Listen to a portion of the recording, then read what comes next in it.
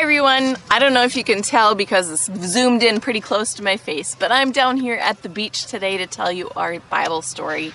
I wanted to come down here to the beach to tell you our Bible story because what Jesus was talking about is something that we find down at the beach. Now, Jesus is just about to finish his Sermon on the Mount. He has been talking to the people for quite some time, not nearly the months that we've been going through it. It was probably just maybe an hour or so of him teaching. But while he was teaching all of these things, every single one of them were so important in pointing at people's hearts and how they could change and how they can live a life that looked like on the outside what was happening on the inside, how those things could change for them.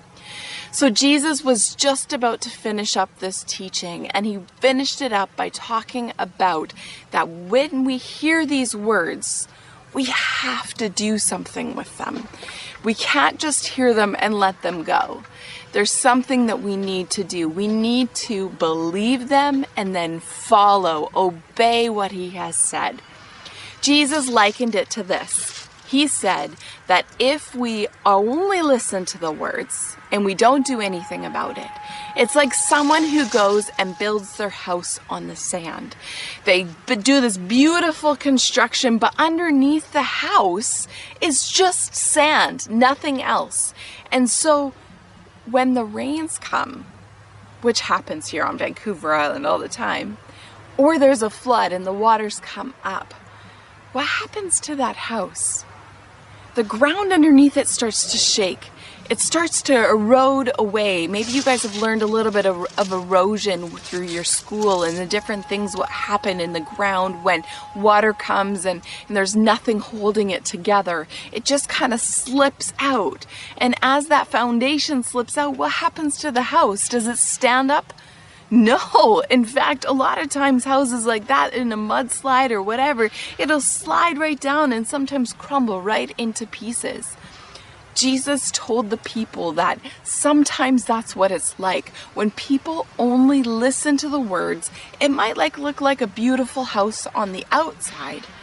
But really, when hard times come, when things happen in our lives, that foundation, that most important part about following Jesus, might crumble. So, Jesus said instead, this is what we should do. We need to follow and obey the things that he has said. Not just listen with our ears. That's not the point. The point was to plant these things in our hearts, in the place in us that where our thoughts are, our emotions are, all of our feelings. And then we can build our house on that. Jesus said that that's like building a house on a rock. And so think about it. If a rock is down underneath a house as the foundation and the rains come down, what's going to happen to that rock? Probably nothing. And when the floods come up from underneath, what's going to happen? Probably nothing. Because that rock is solid and that house is going to stay firm. The same thing is true about the teachings of Jesus. If we just hear them with our ears, and it's good stuff, and maybe we try to do a couple of them, we use the actions and stuff, but it doesn't change our hearts, it's like building our house out of sand. But if we listen to his words and then obey them, it's like building our house on a rock. The difference between sand and a rock are very, very big ones.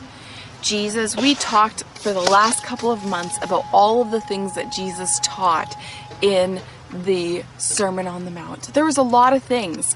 Of course, it didn't take him months like it's taken us to go through all of these things.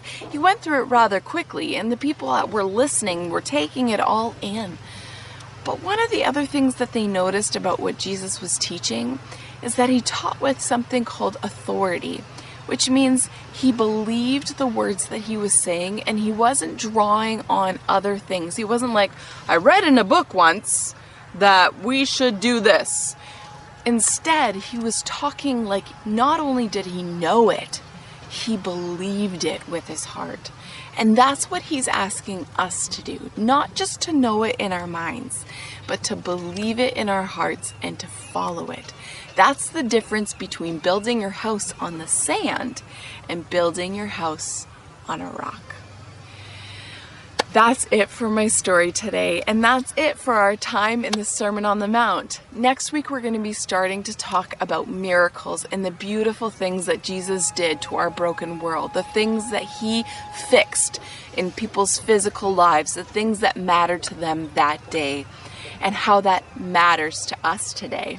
I'm really excited to talk to you guys about all of that stuff in the next couple of months coming up. But until then, I do have an activity for you, but that's it for our story and our Sermon on the Mount. I hope you have a fantastic week, and I'll talk to you all later. Bye, everyone.